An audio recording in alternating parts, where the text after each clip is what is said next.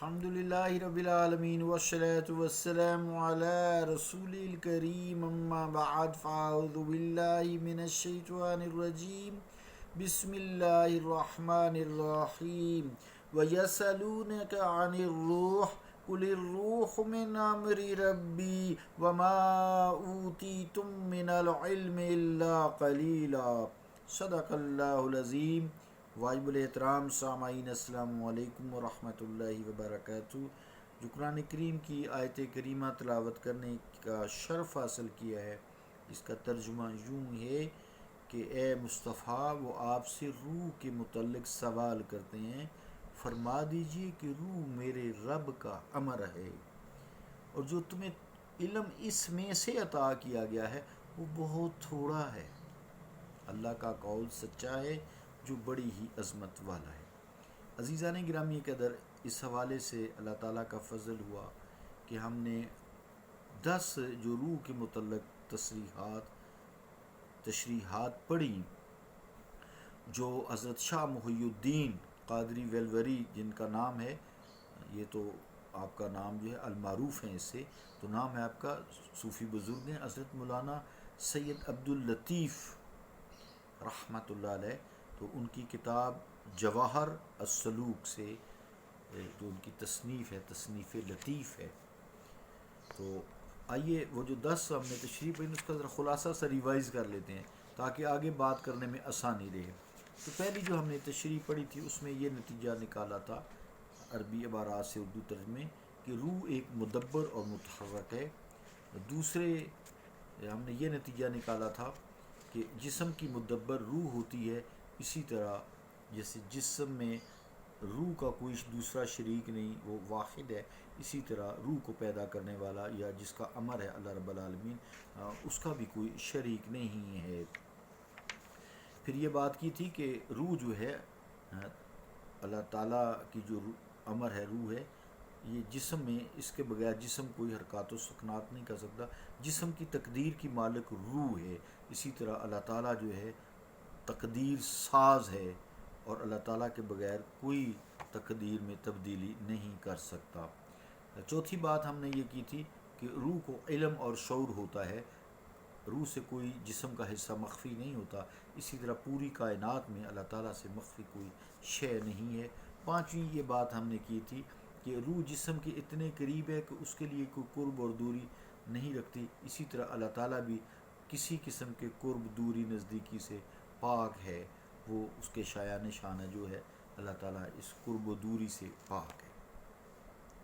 چھٹی بات ہم نے یہ کی تھی کہ جس طرح روح انسانی جسم سے نکل جاتی، اس کو زوال نہیں ہے، یہ ابد تک زندہ رہتی، اس کو موت نہیں ہے، یہ فنا پذیر نہیں ہوتی، اسی طرح اللہ تعالیٰ جو ہے کبھی بھی زوال پذیر نہیں ہوتا، اللہ تعالیٰ زوال سے پاک ہے، اللہ تعالیٰ جو ہے فنا سے پاک ہے، اللہ تعالیٰ باقی ہے، حی قیوم ہے۔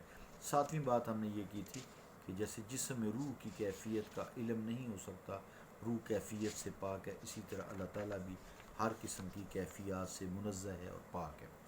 آٹھویں بات ہم نے یہ کی تھی کہ جیسے روح جسم کے ایک ایک سیل میں، ایک ایک حصے میں موجود ہے اور وہاں اس کو معلوم ہے، اسی طرح اللہ تعالیٰ اس کائنات میں وحدہ لا شریک ہے، اور ساری کائنات جو ہے اس کی صفات کا اظہار کرنے والی ہے، موجود ہے اپنی شایان شان۔ نویں بات ہم نے یہ کی تھی کہ جیسے روح کو ٹٹول نہیں سکتے، چھو نہیں سکتے، مس نہیں کر سکتے، اسی طرح اللہ تعالیٰ بھی ٹٹولنے، مس کرنے، چھونے سے پاک ہے، وہ نور ہے، اللہ نور السماوات والارض۔ 10ویں بات ہم نے یہ کی تھی کہ روح کی مثال نہیں دے سکتے، اسی طرح اللہ تعالیٰ نے کہا لیس کمثلہ شیء، کہ اس کی کوئی مثال نہیں ہے، تو یہ سمجھانے کے لیے جتنی باتیں کی جاتی ہیں وہ ہے۔ تو ہم یہاں تک پہنچے تھے، یہ تو آدھا ٹائم اسی پہ لگ گیا، بہرحال اچھی بات ہے، ہم نے 10 تشریح جو ہے وہ ریوائز کر لی۔ تو ہم اس شعر پہ پہنچے تھے، وبال دوش ہے وہ جسم جس میں روح نہیں، وبال دوش ہے وہ جسم جس میں روح نہیں، عزیز راہ میں کاندھے بدلنے لگتے ہیں۔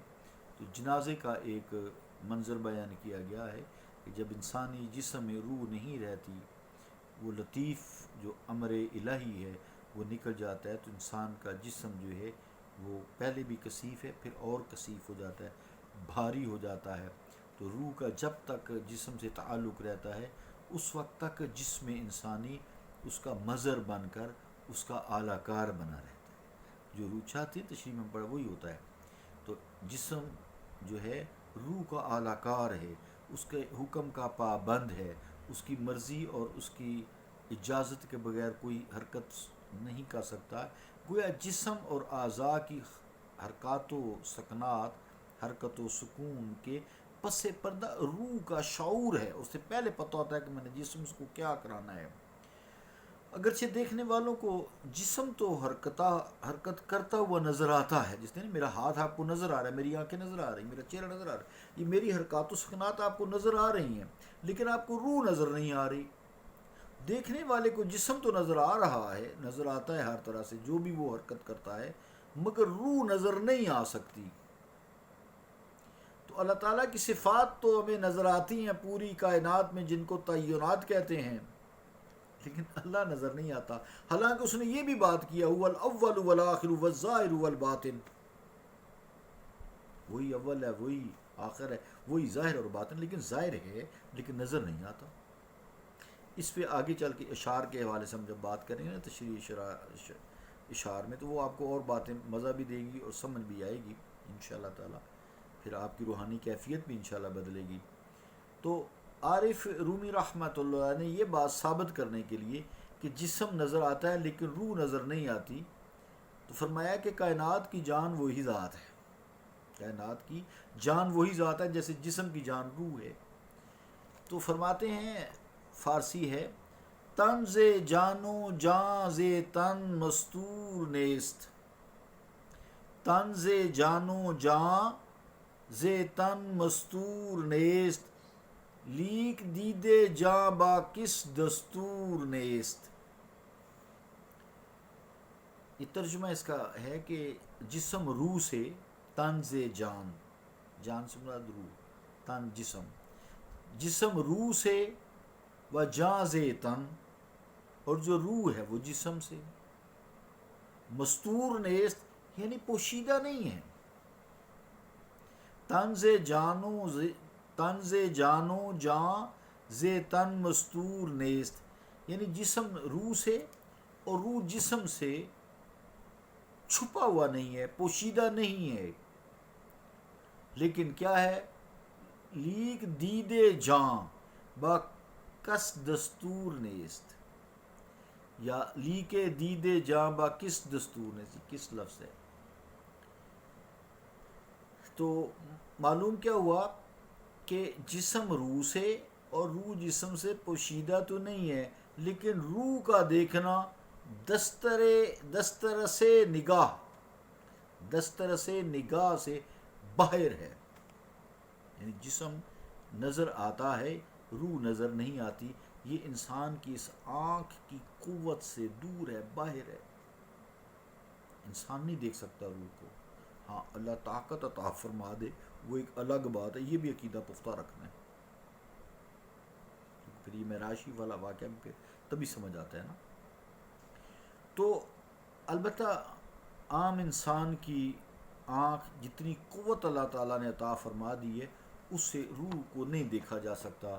آپ اتنی سائنٹیفک جو ترقی ہو چکی ہے، الٹرا ساؤنڈ مشینیں آ گئی ہیں، سی ٹی سکینز آ گئے ہیں، اور بے شمار ٹیسٹ موجود ہیں. مائکروسکوپ ہے، الیکٹران مائکروسکوپ جو ایٹم کو دکھاتا ہے کئی بڑا کر کے. یہ عام آنکھ تو کیا عام مائکروسکوپ بھی نہیں دیکھ سکتا. ایم آر آئی آ گیا ہے، بلڈ ٹیسٹ ہیں، بلڈ میں بھی تو روح ہوتی ہے نا، ہر ذرے میں، سیلز میں جو ہے. تو مراد یہ کہ اتنی سائنٹیفک پروگریس ہونے کے باوجود انسان نے جسم کے ایک ایک سیل کا مطالعہ کیا ہے، کروموسومز کا مطالعہ کیا ہے، جینز کا مطالعہ کیا ہے. کیونکہ میں ڈاکٹر بھی ہوں نا تو اس لیے میں یہ ذرا تھوڑی سی گفتگو کر رہا ہوں. مائکروسکوپ میں ہمیں کیا کیا دنیا نظر آتی ہے، ایک الگ کائنات ہر سیل میں اللہ تعالیٰ نے سمو دی ہے. اور یہ دیکھیں جو وائرس ہے، چاہے وہ زکام کا ہے، چاہے وہ کینسر کا ہے، چاہے وہ کرونا کا ہے، چاہے وہ ڈینگی کا ہے، چاہے وہ میزلز کا ہے، چاہے وہ لاکڑا کاکڑا جسے چکن پاکس کہتے ہیں، چاہے وہ سمال پاکس کا جو دنیا سے ختم ہو چکی ہے، چاہے وہ پولیو وائرس ہے، یہ سب سے چھوٹا ترین جاندار ہے. دیکھیے یہ بھی کھاتا ہے، یہ بھی پیتا ہے، یہ بھی سانس لیتا ہے، یہ بھی زندہ ہے، اس میں بھی تو روح ہے نا، روح ہے، زندہ ہے، اس لیے افزائش نسل بھی کرتا ہے. اور جب افزائش نسل کرتا ہے تو بیماری آتی ہے، جب مرتا ہے تو بیماری جاتی ہے، چاہے وہ جسم کی امیونٹی اس کو کل کرے، چاہے وہ دوائیوں سے ہو، یا جیسے دوائی تو خیر وائرس کی، اینٹی وائرل کوئی دوائی ابھی تک ایجاد ہی نہیں ہوئی، اینٹی وائرل ڈرگ کوئی ایجاد نہیں ہوئی، یہ بات بھی پکی ذہن میں رکھیں. سمٹومیٹک علامتی ٹریٹمنٹ ہم کرتے ہیں کہ اب بات دوسری طرف چلی گئی، کوئی بات نہیں. سمٹومیٹک ٹریٹمنٹ علامتی ٹریٹمنٹ کرتے ہیں، بخار ہے دوائی دے دی، پیٹ درد اس کی دوائی دے دی، جسم درد ہے اس کی دوائی دے دی، کھانسی ہے تو اس کی دوائی دے دی. اندر بیماری اور ہے جو وائرس کی، اس کی کوئی دوائی نہیں ہے، وائرس کل کرنے والی کوئی دوائی نہیں ہے. یہ جسم کے اندر سے قوت مدافعت پیدا ہوتی ہے.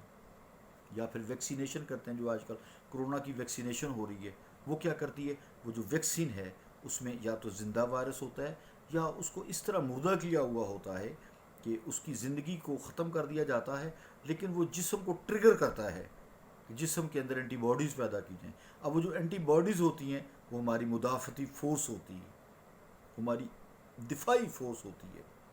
اب وہ جو بھی وائرس نیا آتا ہے بیماری پیدا کرنے والا، اس کو وہ کل کر دیتی ہے. بہت دور نکل گئے، کوئی بات نہیں. اب یہ مسئلہ رہا کہ اتنی سائنٹیفک پروگرس ہونے کے باوجود ہم روح کو نہیں دیکھ سکتے. ہاں، جسے وہ طاقت دے، اور وہ طاقت کم از کم سائنسدانوں کو تو شاید مشکل ہی دے گا، اور یہ بھی خبر غیب ہے، اس کی مرضی ہے، جسے چاہے عزت دے، جسے چاہے ذلت دے، جسے چاہے بادشاہ دے، جسے چاہے ہر شے دے. مالک جو ہے. البتہ روحانی لوگ جو ہوتے ہیں نا، یا انبیاء خاص طور سے، کیونکہ یہ بھی روحانی ہی ہوتے ہیں نا، پہلے یہ روحانی ہوتے ہیں، جن کو روح کا پتہ ہوتا ہے سارا، اللہ تعالیٰ ان پہ وحی کرتا ہے. ہمارے اوپر اللہ تعالیٰ جو ہے، جو نیک لوگ ہیں ان پہ الہام کرتا ہے، فَأَلْهَمَهَا فُجُورَهَا وَتَقْوَاهَا. تو پس میں الہام کرتا ہوں فسق و فجور کا اور تقویٰ کا. وقت بھی بہت ہوا، تو بہرحال ہم یہاں تک ہی رہتے ہیں.